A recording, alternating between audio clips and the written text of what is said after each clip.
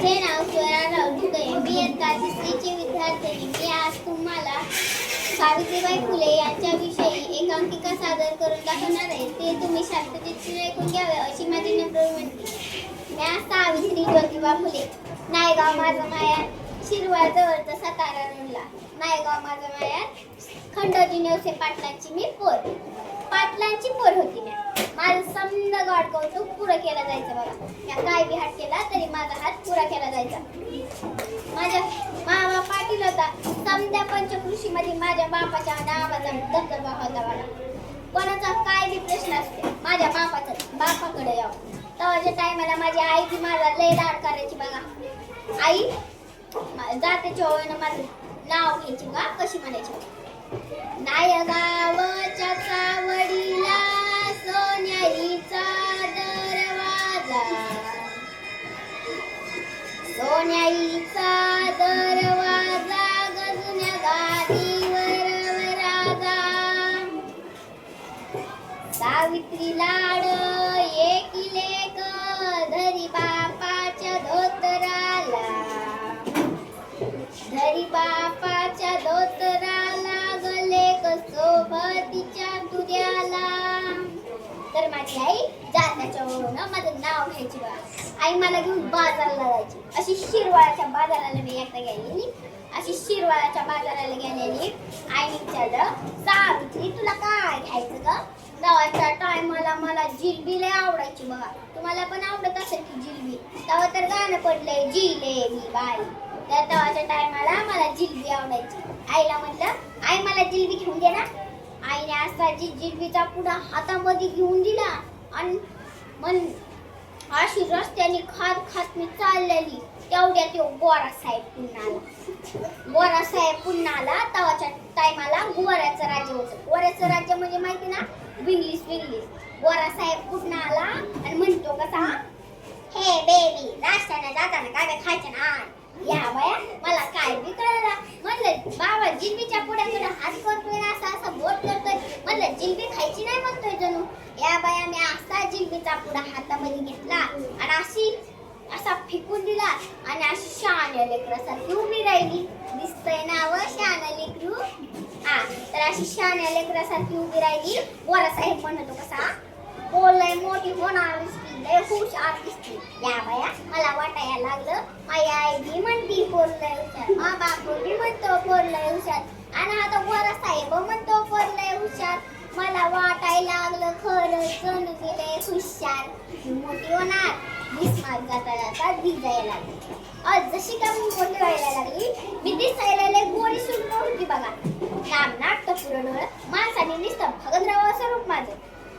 जशी का मी मोठी व्हायला लागली, माझ्या आईने लावलं ना माझ्या बापाच्या मागं तुमान. आता काय तुमान लावलं असेल बरं? माझ्या आईने लावलं माझ्या बापाच्या मागं तुमान. म्हणायला लागली पुरीचं लग्न उडकून टाका, पुरीचं लग्न उडकून टाका. आणि दावा तर एवढ्या पुरीची लग्न व्हायची. 1 वर्षाची काय, 2 वर्षाची काय, 3 वर्षाची काय, आणि कवा तर पायालाच बाशी, आणि कवा पोटालाच टिक्का, ऍडव्हान्स बुकिंग. लय माणूस संस्कृती भारताची. हा, तर एवढ्या पोरींची लग्न व्हायची. त्याच्या टायमाला मी 9 वर्षाची असेल. 9 वर्षाची. हा, तर मला काय बी कळत नव्हता. मा बाप म्हणायचा, माझी पोट लाखात एक. जो कोणी समाज परिवर्तन करणार असेल, जो कोणी जग परिवर्तन करणार असेल, अशा मुलाशी मी माझ्या मुलीचं लग्न लावते. ते माझा बाबा असं म्हणायचं. मला काय बी कळत नव्हतं बघ. उल्या पुरीमध्ये झिम्मा म्हणा, फुगडी म्हणा खेळायचं माझं काम चाललेलं बघा. हा, माझं काम चाललेलं. एक दिवस काय झालं, धनकवडी पाटल्याची पोर सगुणाबाई ज्योतिबा फुलेसाठी पोरगी शोधत. तर ज्योतिबाच्या डोक्यातले काय बाय असायचं, पोरीबाईला शिक्षण दिलं पाहिजे, पोरीबाईला शिकवलं पाहिजे, असलं विद्रोही साहित्य त्यांच्या डोक्यामध्ये असायचं बघा.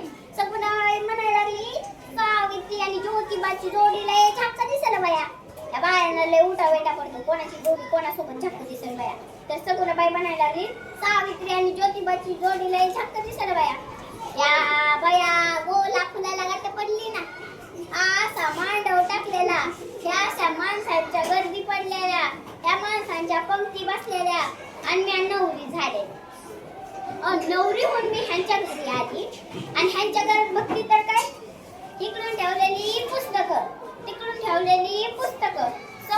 ठेवलेली पुस्तकं. म्हणलं बाबा काय दिसती पुस्तक खातो काय विचारू त्या किशोरडा सारखी. हा इकडून ठेवलेली पुस्तकं तिकडून ठेवलेली पुस्तकं समोरून ठेवलेली पुस्तकं. म्हणलं बाबा काय दिसती पुस्तकच खातो काय जणू हे म्हणायला लागलं. सावित्री पोरीबांची परिस्थिती लय वांगाळ आहे. बुकामध्ये काय लिहिलंय त्या पोरीबाईला समजायला पाहिजे. तू स्वतः शिक्षण घे दुसऱ्याला शिक्षण दे. या बया म्हणलं दाबाला भाकऱ्या थापायला लावले असते तर थापा थापा थापून दिल्या असत्या. पण हे स्वतः शिकायचं आणि दुसऱ्याला शिकवायचं. या बाया मला नाही जमायचं. अरे काय झालं बघा आम्ही शेतावर अशी पेरायची कामं चालू होती. माझ्या बरं फातिमा शेख होती, माझ्या बरं सगुणाबाई होती आणि समजायचं अशा पेरायच्या काम करत. त्या ह्यांनी मला आवाज दिला. म्हणतात कसं सावित्री मग पेरायची कामं चालू आहे. एखाद्याने गाडून घेतलं नाही तर उभं कधीच निर्माण होत नाही. तसं आपण दोघांनी गाडून घेतलं नाही तर उद्याची निर्मिती होणार नाही. उद्याची निर्मिती होणार नाही. मला काय बी कळत नव्हतं. हे बोलायला लागलं की मी नसते अशी टुकू टुकू बघायची. हा थोड्या वेळ काय झालं बघा ह्यांनी हातामध्ये काठी आणि मन सावित्री इकडे. या बाया मला लागलं ना भ्या वाटाया. म्हणते नवरा बायकोला मारतो मला मारणार जणू लय भ्या वाटायला लागलं. अशी समोर जाऊन मी उभी राहिली. तरी म्हणतात कसं सावित्री जमीन आपली पाठी. त्या काठीला या पाठीवरती दिसतं. त्यांनी इकडून काठी फिरवली तिकडून काठी फिरवली काहीतरी लिवलं आणि मला म्हणायला लागलं मन त्याला या बाया म्हणलं मला लिवाय बिवायचं यायचं नाही बघ तुम्ही मला काही सांगू नका हे म्हणायला लागलं. सावित्री पहिलं पाऊल चल. मी हातात काठी घेतली इकडून काठी फिरवती तिकडून काठी फिरवती काय जमाना. म्हणलं खरंच मला लिवाय बिवायचं यायचं नाही बघा मला सांगूच नका. तर ही म्हणायला सावित्री पहिलं पाऊल चल. तुझ्या एका पावलाने उद्याचा इतिहास घडणार आहे सावित्री. पहिलं पाऊल चल. या पुल्यांदा काठी घेतली इकडून काठी फिरवती तिकडून काठी फिरवती. 8 दिवस लागले बघा शिकाय. मग मी आ शिकले मग मी ऊ शिकले मग मी ऊ शिकले. समधी 12 खडी शिकले बघा. पुस्तकातली अक्षर अशी फुलासारखी दिसायला लागली. पुस्तकातली अक्षर अशी मोत्यासारखी दिसायला लागली. पुस्तकातली अक्षर अशी माझ्यासमोर बोलायला लागली. मला माहिती आनंद झाला. त्यांना माहिती आनंद झाला. म्हणायला लागलं पुरीबाईला साळल धडा. सावित्री त्याला शिकवायला येईल. समजीन ना पुरीबाईला साळल धडा. अहो झोपलेल्या माणसाला जागा करणं लय सोपं असतं. पण झोपेचं सॉंग घेतलेल्या माणसाला जागा करता येत नाही. त्याच्या टायमाला माणसांनी झोपेचं सॉंग घेतलेलं होतं. पुरीबाईला कोण साळल धाडत नव्हतं.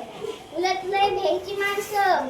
हा माऊलीची कथा तुम्हाला माहिती असेल. 5 वर्षाचं लेकरू होतं. माझ्या शाळेला येऊन बसलेलं. पुरी शाळेला कशाला जाता म्हणून वर्गात बसलेल्या भाऊलीला माणसाने पकडलं. असा काचाचा फुटकेला लाडू मध्ये घातला. लाडू भाऊलीला खायला दिला. असा काचत आत शरीरात गेली. अशी आताडी तुटली आणि भाऊजी माझी धारा तिरकी पडली. पुरी तुम्ही वकील झाला इंजिनियर झाला लय मोठ्या पदांवरती बसून जा तरी माझ्या भाऊलीचा बळी तुम्हाला आठवण आहे का. स्त्री शिक्षणातला पहिला बळी होता तो. हा तर एक दिवस काय झालं त्या कोणाच्या तरी लग्नाला गेलतो.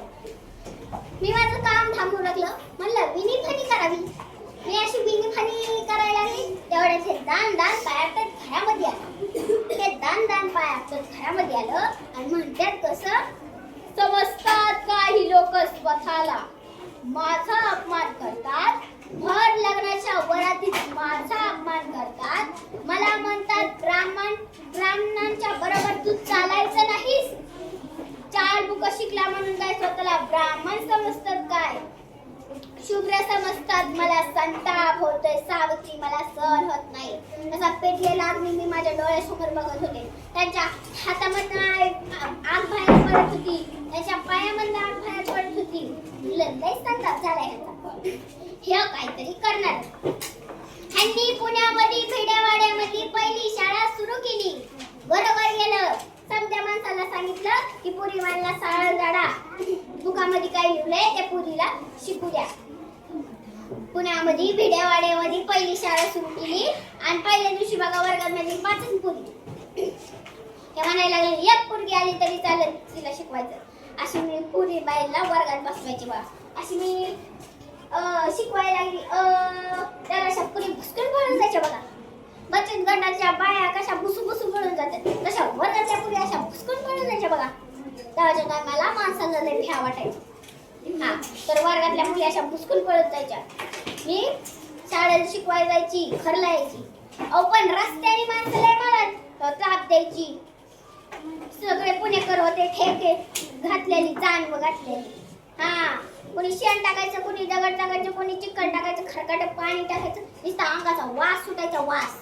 हा पण एक दिवस काय झालं, एक ब्राह्मण आला ना माझ्या पुढं आणि बघायला लागला रका रका आणि म्हणतो कसा, सावित्री हे शिक्षणाचं खून बंद केलं नाही मी तुझी आबरू ठेवणार नाही. या बाया भर रस्त्याने त्याच्याकडे जी पाहिलं आणि अशा थना ठेवून दिल्या आणि म्हणलं माझी आबरू काय तुझ्या बापाची इष्ट बाई का. हा भर रस्त्याने माणसं बघतच राहील. म्हणायला लागली बाय का भित्ताड, भर रस्त्याने माणसाला मारती म्हणजे काय. हा तेव्हापासून मी झाली ना वाघीणच होती मी. हा वाघीण जायची, अशी तोऱ्यात जायची, पुरी मला शिकवायची, वर घरला यायची. पण एक दिवस काय झालं, एक ब्राह्मण गेला ना माझ्याकडे सासऱ्याकडं. हा सासरे मुलांचं तापायचंच काम असते. गेला माझ्या सासऱ्याकडं, कुठं पिन मारायची ती बरोबर करते. हा गेला माझ्या सासऱ्याकडं आणि म्हणतो कसा, गोविंदराव अहो गोविंदराव तुमच्या मुलांनी सुन्नी उछाळ मारला म्हणे. उछाळ त्यांना उडवायला लागले हे दोघे जण. त्यांनी हे शिक्षणाचं खून बंद केलं नाही तर आम्ही तुम्हाला वाळी टाकू, वाळी असा 4 जागी उलट करत होता. विचार नसलं की माझ्या सासरा विचार हे म्हणायला लागलं. सासरं माझं तापलं ना, म्हणायला लागलं ज्योती बाहेर आहे, आधी माझ्या समोर येऊन उभा राहा. यालं त्यांच्या समोर उभं राहिलं. सासरं म्हणायला लागलं अरे 4 काय लावलंय तुला, 4 घास सुखाने खाऊन देतो का नाही. हे तुझं शिक्षण असेल ना, हे सगळं घराच्या बाहेर चालली चालतं. 2 मिनिट आणि हे लागलं ना तरा चालायला. पण हे काय झालं, ह्यांना मला तू पोरी मायला शिक्षण द्यायचं, पोरी मायला शिकवायचं आणि वेळ आली की तुम्ही एकटेच निघाला काय. हा हे म्हणायला लागले सावित्री तुझा निर्णय तू घेऊ शकते, तू माझ्या समोर घेऊ शकते, तू सासरच्यांची पण सेवा करू शकते. या बया म्हणलं सासरच्यांची सेवा केली नाही तर ही समधी माणसं काय म्हणतात आणि मी माझ्या नवऱ्यासोबत केली नाही तर या माझ्या आया बाईंना पण शिकवणार. लागले ना मी भांडायला तारा. पण मी सोनं चांदी करून नाही म्हणून वाढली, मला काय साडी घ्या म्हणून नाही वाढली, मला बॉटल घ्या म्हणून नाही वाढली. शिक्षणामध्ये माझा पण वाटा असू द्या म्हणून मी भांडली.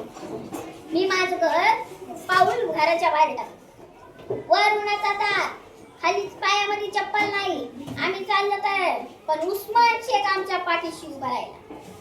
उस्मान शेख म्हणला गणपेटीमध्ये माझं घर आहे, तिथं जाऊन तुम्ही दोघं राहा. आणि समजीजण उस्मान शेखच्या घरी राहिला. हे पण एक दिवस काय झालं, आम्ही पुस्तकं लिहिली, शेतकऱ्याचं असूर लिहिलं, ब्राह्मणाचं कसब लिहिलं, गुलामगिरी पुस्तक लिहिलं. पण एक दिवस काय म्हणायला लागले, सावित्री भाषण देऊन झाली, पुस्तकं लिहून झाली, तरी पण या डोक्याला माणसांच्या डोक्यात प्रकाश पडाना का. आपण कृती करायची सावित्री. कृतीबद्ध सगळ्यांना दाखवून द्यायचं की आपण समाज परिवर्तन करू शकतो. कृतीबद्ध आपण दाखवून द्यायचं की समाज परिवर्तन करू शकतो. पण नेमकी कोणती कृती करायची विचार चालू होता. तेवढ्यात बाहेर आवाज आला. काय आवाज आला असेल, पाणी वाढ ग माय, वट पाण्याचा थेंब नाही ग माय. सावित्री कृती सुटली. अगं जनावरांना पाणी द्यायला जाते पण माणसांना पाणी द्यायला नाही जात. माणसांना माणसासारखं वागवलं जात नाही. जा अख्ख्या गावाला सांग की आमच्या हौदातून पाणी घ्या. जय हिंद.